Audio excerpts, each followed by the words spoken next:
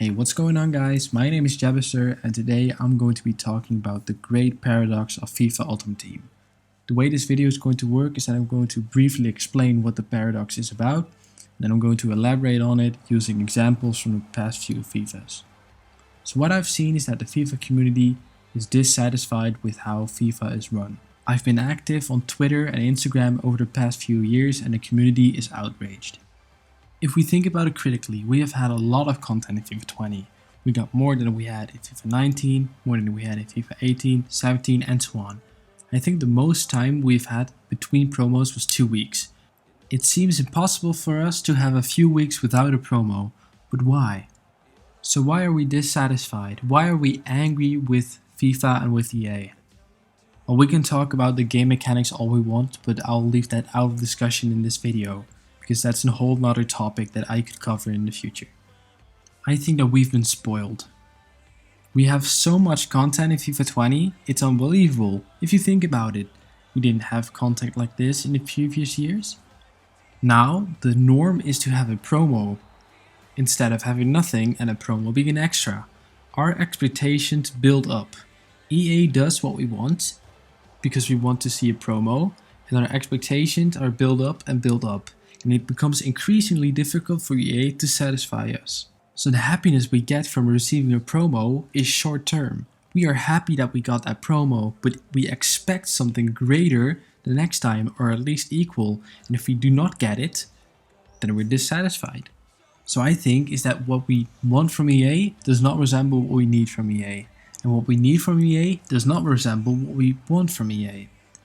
And it means that managing customer expectations is very complex.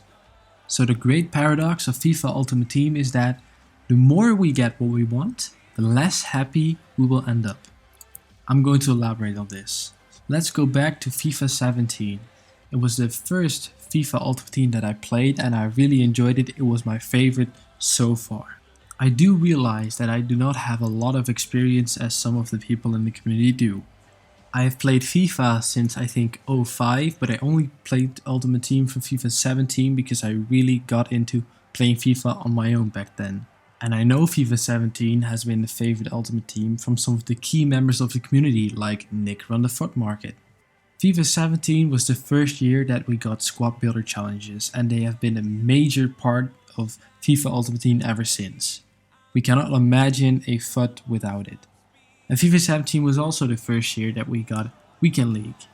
Even though 40 games was a bit much, and was a way of FIFA which we had not seen before. By proving your skill in a rank-based game mode, you can get rewarded with coins, packs, Team of the Weeks, and even untradeable monthly rewards. I only played FIFA 17 Weekend League once, so I don't have much experience, but I do remember that weekend there were certain requirements. You had to have a maximum of 8 gold players in your squad. I really enjoyed this. When you played a game, you knew that your opponent had at least 3 silver players in their starting lineup, and you couldn't sub them out. And I would love to see something like this in weekend leagues now. And personally, I also loved divisions, or just seasons in FIFA 17. There were no real rewards. If you won a season, you got 10,000 coins maximum. That's nothing. So why would people play that? Well, just for fun. And that was what FIFA was about back then. You played for fun and not because you needed the rewards to upgrade your team. Flash forward to FIFA 18. Not a lot has changed. I think overall it was a worse game, but we got something which I think the whole community liked back then. During Team of the Season, we got 2 Major League Team of the Season SBC packs, and those were fun. From that point onwards, that became the standard. So when we got just 1 Major League Team of the Season pack this year, each week, we were dissatisfied even though we got content. Our expectations have been building up since FIFA 18 up till now. But people wanted a way to play for rewards outside of Weekend League. And as a solution, Division Rivals was introduced. And I think this is when it went downhill. The idea of Division Rivals seems very logical. You play the game, you get rewarded. This is what we wanted, right? At the moment, it seems impossible to imagine a scenario in which we play without getting rewarded.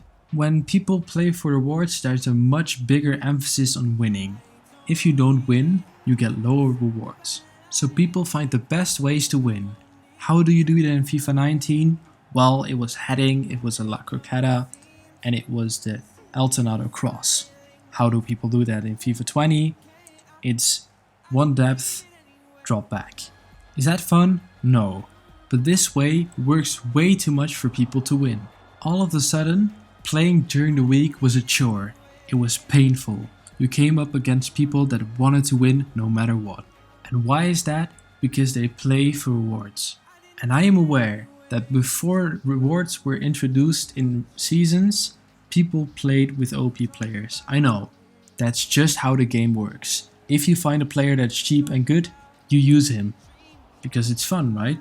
But at least back then, you could use silver players or a 76 rated that was insane at the game. We do not have that anymore. But we got what we wanted, right? A way of getting rewarded for playing. But why are we not happy? Why are we not satisfied? And FIFA 19 also introduced some new content, some new promos, like the Road to the Final cards, which were heavily linked to the current Champions League, which is really fun. And we got FUT Future Stars, and I think this is a community's favorite promo. It's incredibly fun to play with those talents who are performing well in the real world, but don't have a good FIFA card yet. Let's jump to this year's FIFA, FIFA 20. As I said before, we got so many promos. And the reason why we got so many promos is because we wanted to. We couldn't wait a month without in-game content like a promo. Over the last few FIFAs, we got so used to having something to do in-game, having something to grind towards, having something to play for, that we do not know what to do when this isn't the case. Because we got so spoiled before, our expectations have skyrocketed, and we need something to do in-game each and every week. We are not just playing for fun anymore. We are grinding to get those packs, to get those coins, to get that player so we could build our ultimate team and use that in Weekend League to gain even more rewards. But you shouldn't forget that you're playing this game for fun. And grinding for players is fun, but not if your opponent is not grinding for that player. Let's take an objective player for example. You need to score and assist with the Brazilian in a rival's win. So let's imagine you start in Division 2. You come up against Mbappe, against Neymar, against Ronaldo, against Ferdinand. All of those really good players in FIFA. Because you need to do one specific objective, you lose. You get demoted to Division 3, then to 4, then to 5. But you're still come against players with similar teams. Why is that? Well, it's because those players were also doing objectives before. You would expect that in the lower divisions, people are worse at playing FIFA. And in general, this is the case. But this has changed a whole lot since FIFA 17, I have noticed. And I'm not the only one. So what people do to combat this is deliberately demoting themselves to lower divisions. But when everyone does this, they're playing against each other in the lower divisions. And when you're actually a Division 7 or 8 player, you're not playing against people of similar skill level, but you're playing against those players that should be in the higher divisions but deliberately demote themselves. This is not fun. In that case, there is no place to go for that casual player to just play a game for fun that isn't against someone who is considerably better at the game. One of the ideas behind objective players is that 1. People who do not spend money on the game can easily just achieve these players by playing the game. This is good. And 2. To promote team variety. The first owner objective forces us to play with players that we wouldn't otherwise use. And in general, I agree that variety in team building should be promoted. But I don't think this is the right way. So let's talk about icon swaps. I think most of the people in the community did not like icon swaps. Why? Because we knew what icon SBCs are and what they mean to us. Icon SBCs give us the opportunity to grind towards our icons in long term. When we have players that we don't need, we put those in the SBC and we can choose whoever we want to have. Even though icon swaps might have been a great idea on its own, Because we know what icon SBCs are and because we know what they are like, we are not satisfied with icon swaps. And I think this also applies to objective players. There's no fun place to complete these. In Rivals it's a chore because you end up playing against Mbappe and Neymar. Before, when we didn't have objectives, we were happier. Even though we wanted objectives and we got them, we were happier before when Rivals, well, more specifically Seasons, was just more fun to play. So let's imagine when we take away the rewards in Division Rivals, there's just Seasons. And if we do objectives there, I think it might be a lot more fun. Because there's no rewards added to playing the game, the win itself is less important. But still, you probably need the win for the objective player. So this is not fun. So what if we take away the objective player? Then we do not have anything to grind towards, which we would hate. But instead, Divisions is much more fun. And this was what FIFA 17 was about. There were no rewards, there were no objectives, playing Seasons you did just for fun. So my opponent did that as well. They were not playing drop back, one depth. They were just playing for fun.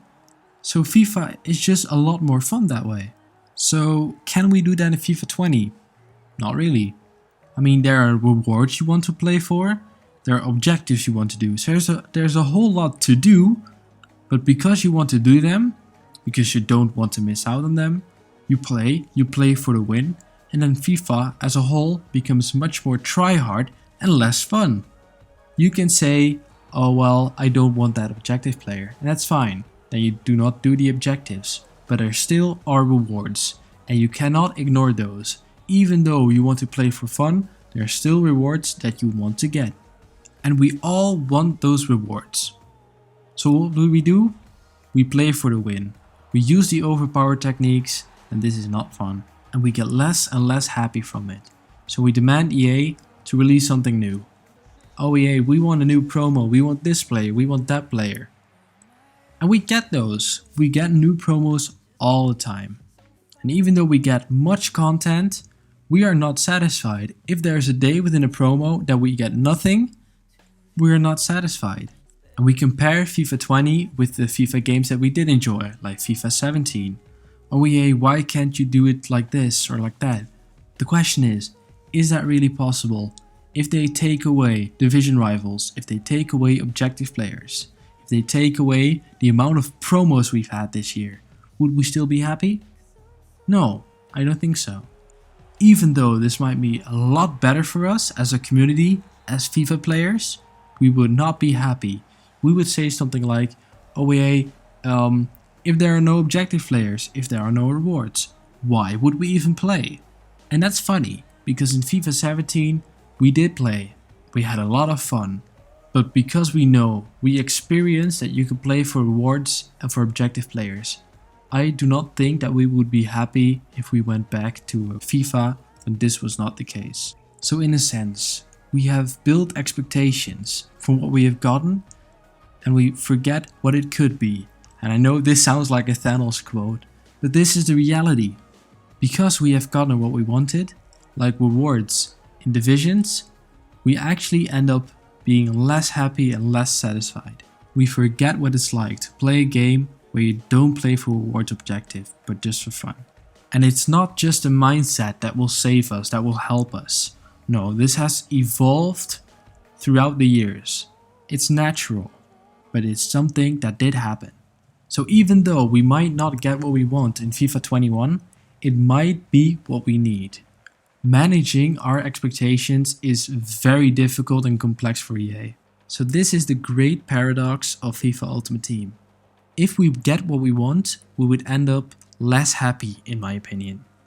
Expectations build up when we get what we want, and it becomes increasingly difficult for EA to satisfy the community. What we want in FIFA might not actually resemble what we need in FIFA. And what we need in FIFA for the community might not actually be what we want.